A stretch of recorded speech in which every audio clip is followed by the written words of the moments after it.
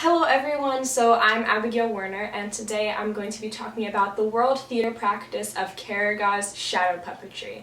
Today I'm going to be talking about the form of puppetry and theater itself, and I'm also going to be making puppets and exploring their movement through many different ways.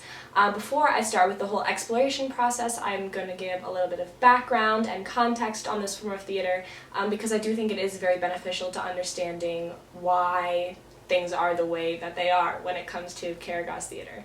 So Karagoz theater originated in Turkey during the time of the Ottoman Empire, and Karagoz theater is a form of shadow puppetry that includes shadows made out of camel hide usually that is dried and dyed and shaped into the form of characters held on sticks behind a white screen with a light shining from behind it. There is one puppeteer in these shows because there usually are typically only two characters on stage at once. In Karagoz theater there are two main characters, Karagoz and Hasavat, and these two characters are in every single show. It is just the plot line or the story may change from performance to performance. Some theater historians believe that the characters of Karagoz and Hasavat were based on actual people that were alive during the Ottoman Empire. The myth goes that they were two best friends who were working on building a Turkish castle in the capital, and that they joked around so much that it set the completion of the project back, and then when the head of the construction found out, he executed them. And then the myth goes on to say that the people of the town were so upset that they made this form of theater to commemorate them and named the characters after them and modeled them after their own traits. So I thought the best way to attack this idea of playing around with the movement of Karagoz puppets is I'm first going to create a paper stencil just with some sticks to play around with the movement and apply it to some text just to get a feel for it. I found this little cutout or stencil of the two characters. Karagoz is the one in the red and Hasavat is the one in the green. So I'm just going to print these out and just apply movement to maybe one or two points of their body and play around with the movement of that. And then later, after getting a feel for that, I'll apply the shadow puppet effect. Okay, so now I have the cutouts of both Karagoz and Hasavat. Now I'm just going to cut at their waists and attach a brad so that there's movement from there, and then also cut at the feet because even though there won't be a stick connected to the feet typically dangle pretty much, and there's just a stick to control the movement of the torso versus the hips. So yeah, that's what we're going to do now. And then I'm going to take a hole puncher and just line up. So it is going to be overlapped a little bit, but line up the hips and the torso and create a hole punch. Make sure you don't, clip the edge or anything. So then I'm taking these fasteners and reconnecting the body. And then one thing that I found when I made these puppets before is the ends of the brads may get in the way. So what I'm going to do is fold the edges over just so, they're not hanging off as much. And you have that. So now your body can move. Now I know this seems kind of weird that this is really the only movement and the shape that these puppets have since they're two-dimensional, they can only ever face this way or have this facial expression. But that's another thing that I think is interesting is as to why the movement is so important of these puppets, because it is limited and you can't change the facial expressions. So that's something I'm excited to learn more about. I'm going to just show you a video of a little Karagoz show to show how important the movement of the hips are. I found a little video example. The show obviously is in Turkish because this is a Turkish form of theater, but here you can kind of see the emphasis on that one center of movement in the hips.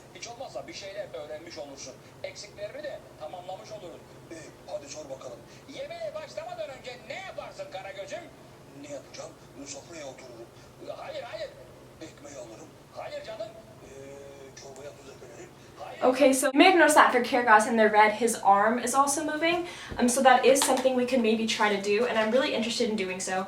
Also, if you look closely, you see that this takes stock characters to a whole new meaning, because the cutouts I found online are actually exactly like the ones in this video. So now after watching that video, I'm going to try to make Karagoz have two areas of movement. So instead of just this, I'm gonna cut his arm and attach a brad. So now he'll have 2 sticks for his movement, one for the torso and one for the arm, while as Hasavat is still going to only have 1 center of movement like in this video.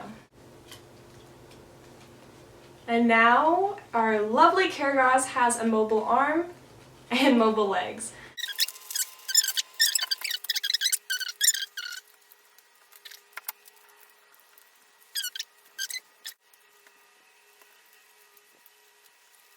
Okay, so now I am done with both my Hasavat and my Karagoz puppets. Okay, so I found a copy of a script for a Karagoz show. I'm not sure if it is an actual, Turkish script that is used translated to English, but it's from Texas Tech University, and it says it's from a Turkish archives company.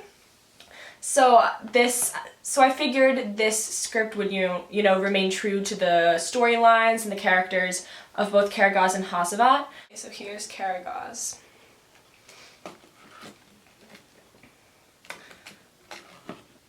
Oh no, I've died. I'm laid out like a sacrificial lamb.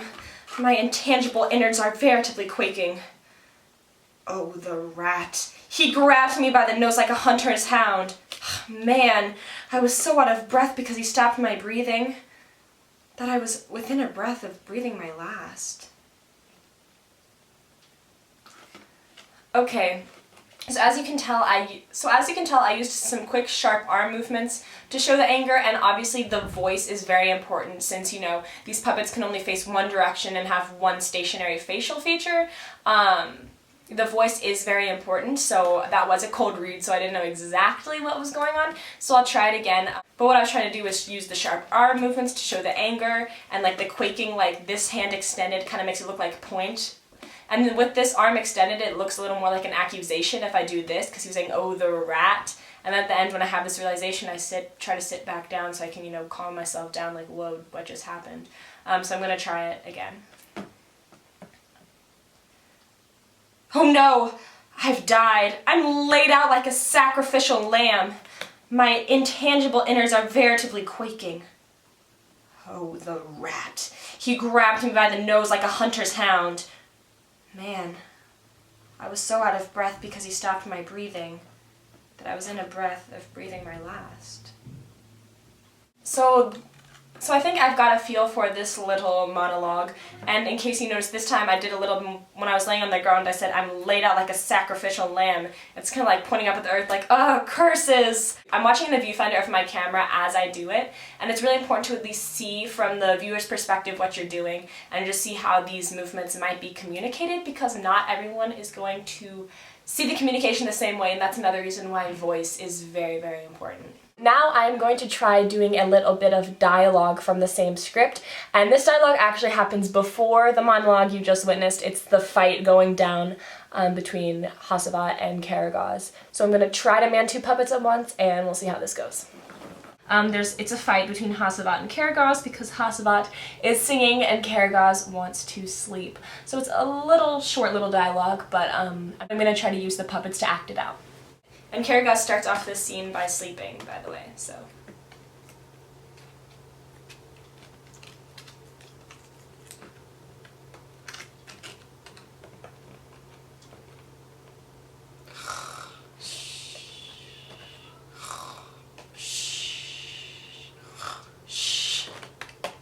Do let me make merry.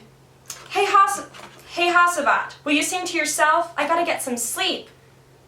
That lovely one kept her word, let glad tidings ring. Hey, what's going on, Hasavat? Once mad with love, now rest assured, let glad tidings ring. Hasavat, listen to your song. I'll show you making merry. You can excuse those weird fighting sounds that I had. I'm not really sure where that came from. But it was really difficult only having 2 hands, especially with the way these puppets are made. Sometimes, an arm will get stuck, and it will get stuck on the corner of, so like the piece of the arm will get stuck on the corner of the hips or something like that, and then I'll have to, bring in both hands to even move it. So that is difficult, but that is a design problem more so than anything. And I mean, it is hard to try to make the arm point out and keep his body standing up with one hand. Hopefully, since I'm using a different material the next time I make these puppets, they won't get stuck on each other so easily. And since it's not paper, and since it's that plasticky material of the dividers, it might slide a little better if it does come in contact, you know, with the hip or anything like that.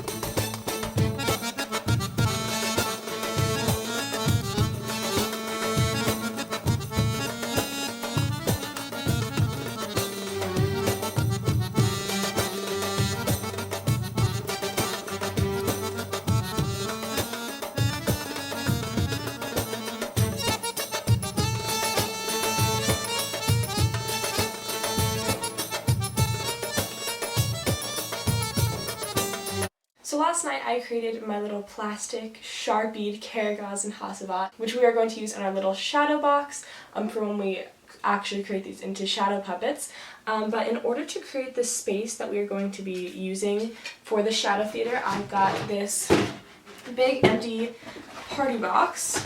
And what is going to happen is I'm going to cut an opening right here so that it stands up, and this will be completely open. And then I have some white tissue paper that I'm going to tape inside, and then the light is going to shine from the back of the box, and I'm going to hold the puppets behind the tissue paper, and the light is going to let you see through. So these are going to be little colorful shadow puppets.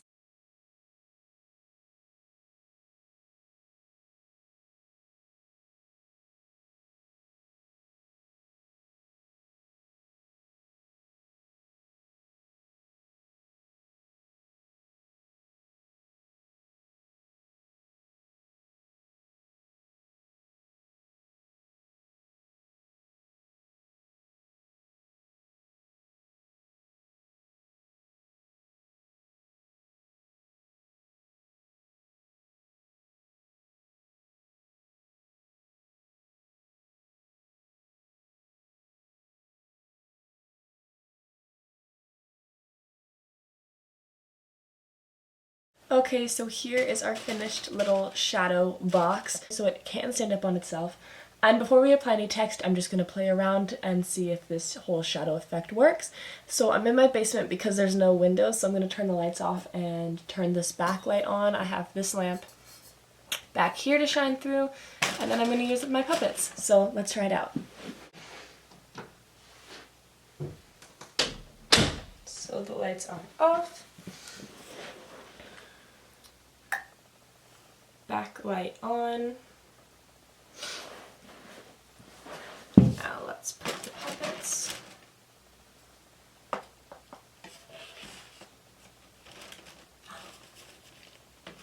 So it works perfectly if I press the puppets up or right against the tissue paper, like they are touching the tissue paper right now. But this is awesome. This kind of gives the exact effect of the camel hide that I've seen in the Karagoz videos. So although it is small, typically the shadow box would be a little bit bigger so that we could have buildings and all that other stuff. Since I'm not creating any buildings, I'm just doing the movement of the characters. This does a great job, I think. I think this looks really realistic, so I'm excited about this.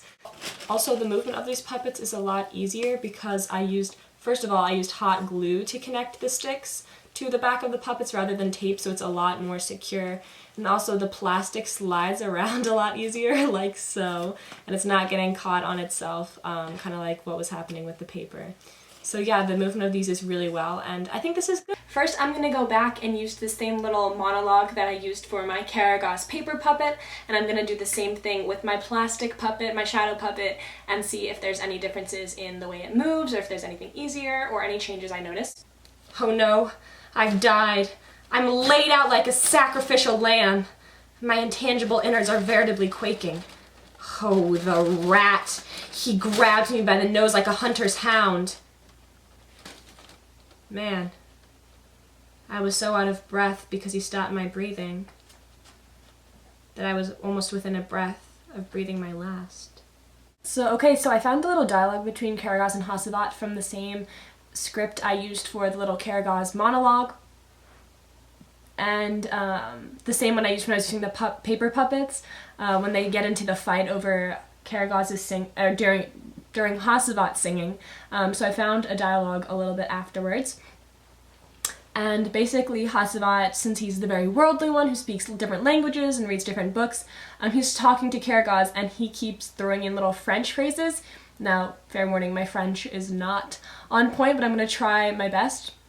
But basically the fact that he's speaking French completely goes over Karagoz's head, and then there's like a whole confusion, and it's really funny.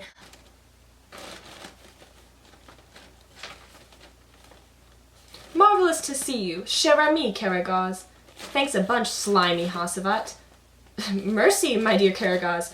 I had not awaited such treatment from you. I don't care if you wait or not. Why, Karagoz, how's thy noble nature? Dost thou fare fairly? Art thou well, little sir? Well, yeah, he's fine. Send special greetings to you. Who? Art, the well-digger. I'm not asking about Art the well-digger. I'm asking about your delicate nature. Votre bon naturel. Comment allez-vous? Sorry, I need to scroll. So he says, sorry, comment allez-vous? Well, I have no comment about views from the alley. Karagoz! Karagoz! My French goes straight over your head. Still it seems to flip his lid. Listen, Karagoz, in plain Turkish, how are you? Well, it's no crime to ask, but are you a doctor? Why should I be a doctor? Well, you're asking how I am, aren't you? I might look a little sick, but that's because you just jumped me like a dog. Well, when you run into a friend on the street, what do you say to him?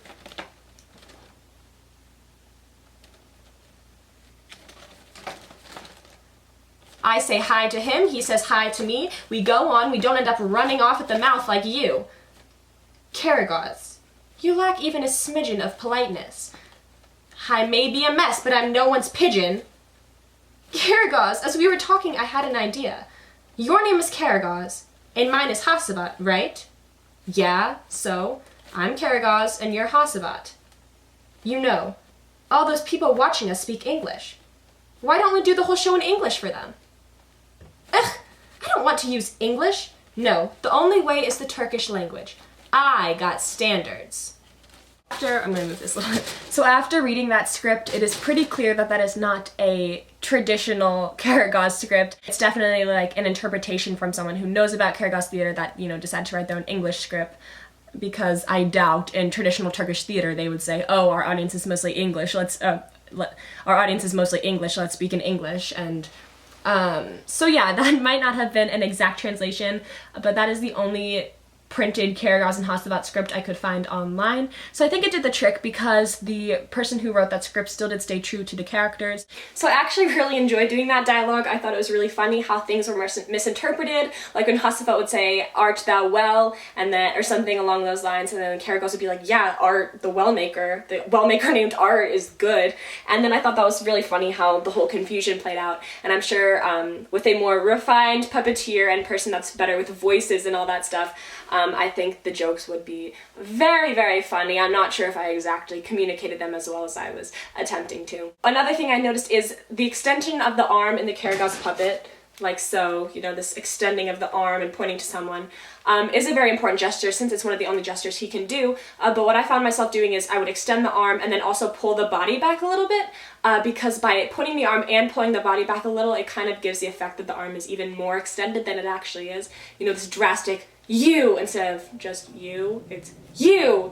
It kind of just makes it a little more dramatic. Just little differences in the way that you move the puppet like that, I think, make such a difference when communicating to an audience. I think what I did by making the paper puppets first, before making this whole shadow box setup, did really help because I got a feel for the puppets and playing around with it a little bit before I added so many other factors like the light and making this box and remaking these puppets. So the paper puppets, the paper puppets were kind of just a trial run to get comfortable, and I do think it helped me create a better performance with these newer puppets. Also, another reason I'm glad I made the paper puppets as a trial run is it helped me change some designs in my newer puppets. For example, you know, I hot glued the sticks to the back instead of taping them, and then when the sticks were taped, it was so hard to move around and I had to move very gently because I didn't want it to pull the sticks out or rip or anything. But with the hot glue, I could literally do whatever I want to these puppets and they're both going to remain secure, and it doesn't take up as much space. It's just a little dot of hot glue, not the entire back, just covered with layers and layers of tape. And also, I was hoping the plastic would move a little more smoothly than the paper, but honestly, it did not make a difference. It still did get caught, and I think that's just the way that I made the puppets. You know, the corner of the arm will still get stuck kind of behind the back or in front of the torso. It will still kind of get stuck on the edges, and that's just another design thing that I would have to figure out. But I'm really glad I got to research Karagoz and learn more about this type of theater because I do think it is really, really interesting. It's very unique. So yeah, thank you for watching my video on this Karagoz puppetry exploration as I learned more about it, and then hopefully you all learned more about it. And yeah, bye!